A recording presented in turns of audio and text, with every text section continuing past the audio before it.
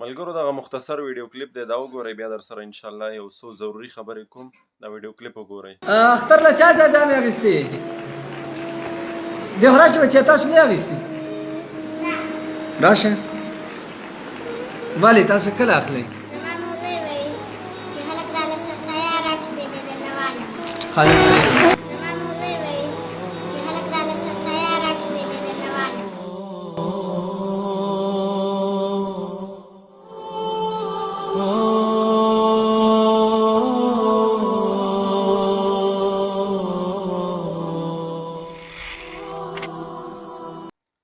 زه نه پوهېږم چې دا کلاس دی سکول دی چې هر څه دي خو دغه یو کس آواز وکړي وایي اختر ته چا کپړې ګنډلي که څه ووایي نو ټول لاس اوچت کړي یو ماشوم یې هغه ورته راشي چې مونږ لا کپړې نه دي ګنډلې دی ورته وایي چې ولې وایي ما ته مور ویلي چې مونږ ته به کپړې هله ګنډي چې کله مونږ ته خلک د سرسایې پیسې راکړي بیا به پرې مونږ کپړې ګنډو.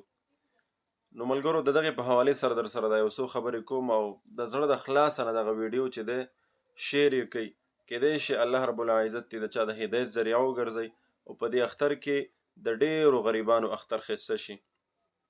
علماو یو مسئله لیکلې ده وایي که چېرته په یو محله کې یو غریب هغه د لوږې نه شپه تېره کړه هغه سره خوراک نشته هغه سره پیسې نشته او هغه د لوږې نه ستا په محله کې په کلي کې د هغه بچو شپه نهره تېره کړه نو وایي د دغې غریب د دغې شپې د نهروالي د وجې نه او د ده بچي چې دا کومه شپه نهره تېروي د دې په وجه به الله رب العزت د دغه کلي خلک دا ټول جهنم ته چې دی دا وایي ورګزاروي او الله رب العزت به ترېنه د دې پوښتنه کوي چې تا ته ما مال حال درکړی و تا سره پیسې وې تا سره خوراکونه تا په کور کې قسمه قسم خوراکونه کول دسترخوان دې ډکو او ستا په محله کې د غریب سړي د یو ټیم د ساده روټۍ درک نه لګېدلو د دې به درنه پوښتنه کېږي دا یاد ساتئ مسلمانانو ورونو.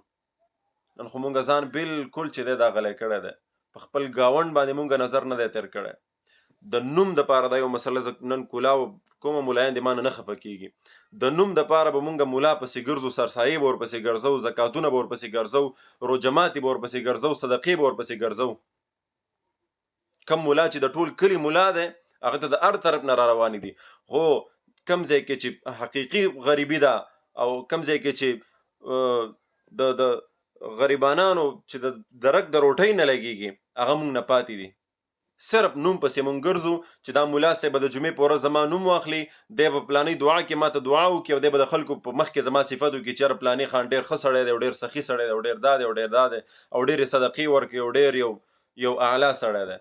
دا یاد ساتئ دغه نوم او دغه د ملایانو دا صدقې والله که دا ستاسو بیړي پار کړي همدغه صدقې همدغه د نوم دپاره چې کوم کارونه تاسو کوئ دا به د قیامت په ورځ د یو مار په شکل کې تاسو رانیسي دا یاد ساتئ ګوره په قبر کې به تاسو رانیسي.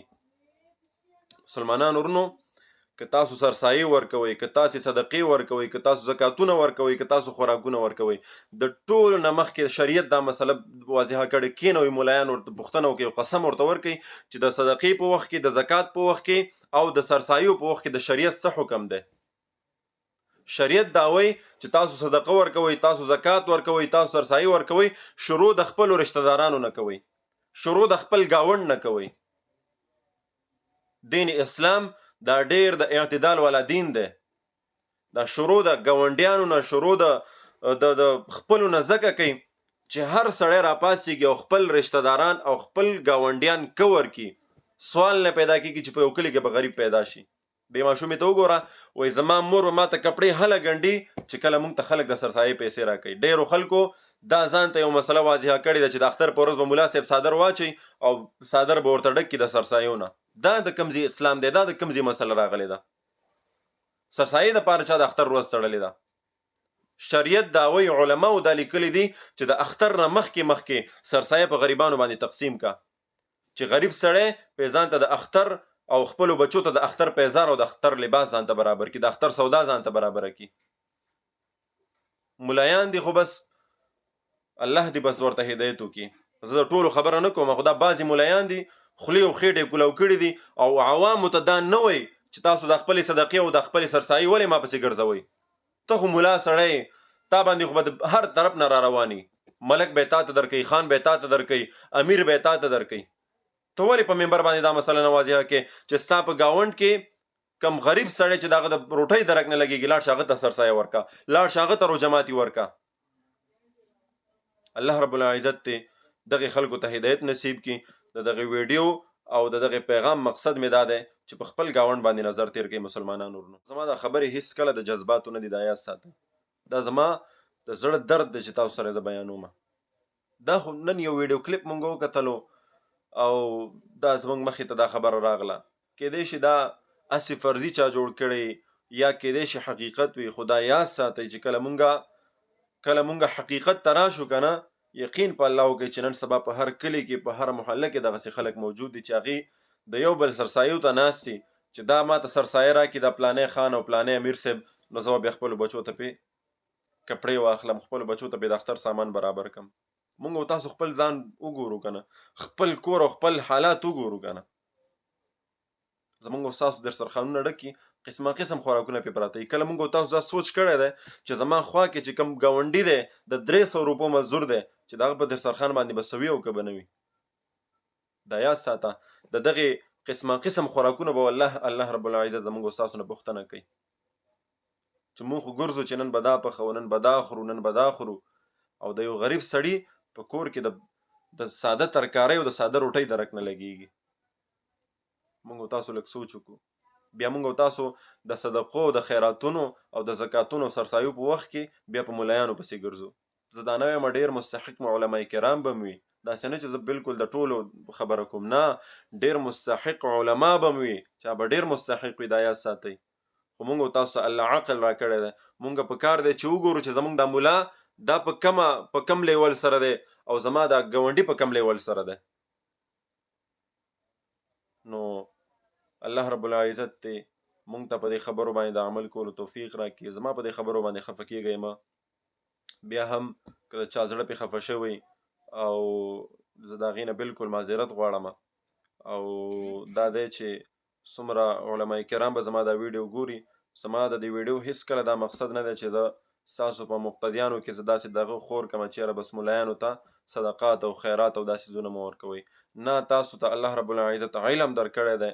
علما کرامو ته زه ډېر یو ادنا انسان یم، یو ډېر ګناهګار انسان یم، یو ډېر خطاکار انسان یم، وړوکی طالب علم یم. خو تاسو ته زما دا خواست دی، عاجزانه درخواست درته کومه چې تاسو په منبر باندې کښېنئ نو دغه مسائل ډېر په وضاحت سره بیانوئ. والله په هر محله کې په هر کلي کې داسې خلک موجود دي چې د هغې د رزق درک نه لګېږي، د هغې د اختر د پیزار او د کپړو درک نه لګېږي. د اختر په ورځ د هغه بچي الله اکبر په زړو کپړو کې ګرځي. تاسو راپاسئ دغه مسئلې واضحې کوئ. زه د ټولو علما کرامو خبره نه کومه، خو شته ډېر داسې شته دی چې هغې د خپل ځان دپاره، د خپل جیب دپاره، د خپل کور دپاره په خوله باندې لاس ایښی دی او بس وایي راوړئ، وایي زه مستحق یم. نو یو ورځ چې دی مونږ او تاسو به قبر ته ځو، یو ورځ به د الله رب العزت په در کې زمونږ پیشي، الله به مونږ نه پوښتنه کوي. دین اسلام که مونږ او تاسو وګورو، هغه همیشه مونږ ته ګورئ دا درس راکوي چې د خپل ګاونډ چې دی دا خیر خبر اخلئ. د ګاونډي څومره حقوق چې رسول الله صلی الله علیه وسلم بیان کړي دي، د هغې څه انتها نشته ده. صحابه کرام رضوان الله علیهم اجمعین فرمایي، وایي رسول الله صلی الله علیه وسلم به د ګاونډي دا حقوق دومره په تسلی سره او دومره په تلقین سره بیانولو، موږ به ویرېدو چې هسې نه چې رسول الله صلی الله علیه وسلم موږ ته وفرمایي چې تاسو خپلو ګاونډیانو ته په خپل وراثت کې هم حصه ورکوئ. ګوره دین اسلام څه وایي، زما پیغمبر څه وایي، او نن سبا مونږ کوو څه. مونږ نوم مړه کړي یو چې یاره څنګه به زما نوم وشي. نوم مه کوه، ګوره دا یاد ساته.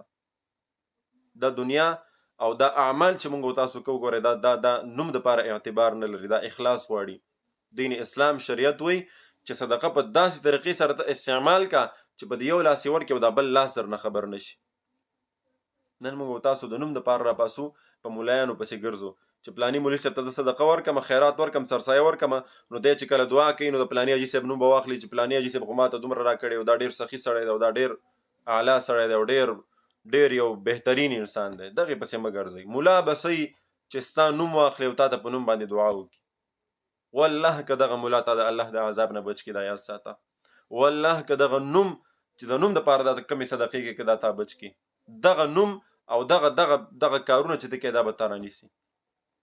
نو زما دا خواست دی تاسو ته چې د اختر نه مخکې خپلې سرسایې راغونډې کړئ. علما کرامو اعلان وکړ 160 روپۍ زما په خیال چې سرسایه ده، خپلې سرسایې راغونډې کړئ او په خپل ګاونډ کې خپل رشته دارانو کې غریبانان وګورئ، د هغې نه پس دغه سرسایي ورسوئ او ورې کوئ، د خپل وس نه زیاتې ورکوئ چې د خپلو بچو دپاره د اختر سامان برابر کړي، د خپل کور دپاره د اختر سامان برابر کړي.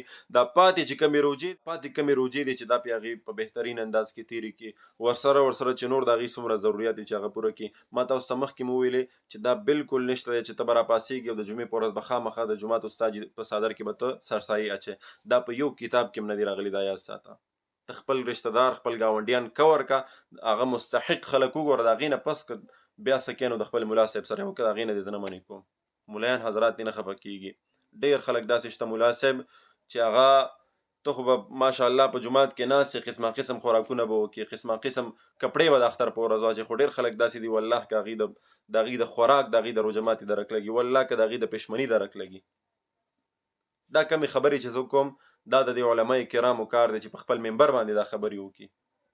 خو ډېر په افسوس سره زه نور داسې ډېرې خبرې کول نه غواړم، بیا به تاسو وګورئ چې په کمنټونو کې دغه ملایان حضرات او دا خلک بیا څه کوي. خو زما الله ګواه دی، زما دا مقصد نه دی چې زه د کوم عالم سپکاوی وکړم یا زه په علماو پسې راپاسم. زه خپله د دې فیلډ سړی یم، یو ادنا طالب علم یم، نو د یوې مدرسې خادم یم. داسې نه دی چې زه چېرته د بل ځای نه راغلی یم، زه خپله د دغې فیلډ سړی یم. خو دغې علماو ته زه وایم چې براه کرم تاسو خپل کار خپله ذمهواري چې دی کم منبر چې په وراثت کې د رسول الله صلی الله علیه وسلم درته پاتې دی او دا کم وراثت چې د رسول الله صلی الله علیه وسلم تاسو ته پاتې دی دغه استعمال کوئ، دغه په کار راولئ. کم حق خبره چې دا کم حق مسله چې دا هغه بیان کوي. نو امید ده انشاءالله چې تاسو به زما د دې خبرو سره اتفاق کوئ. الله رب العزت دې په اول مال او بیا تاسو له د عمل کولو توفیق راکړي. دغه کلیپ چا راولېږلو نو ځکه زه دغه ویډیو ته مجبوره شوم، که نه نو زړه باندې مې ډېر صحیح، خو اکثر زه تاسو یقین په الله وکړئ زما په دې زړه باندې ډېر بوج اکثر، خو زه نشم کولی. زه وایم چې یاره دا خلک به څه وایي چې یاره دا قاري صاحب څه وایي. یعنې یقین وکړئ چې حق وایې که نه نو دا حق ویل دا ډېر تراخه دي، دا بیا ډېرو خلکو باندې تراخه لګي، ډېر خلک بیا په دې باندې خفه شي.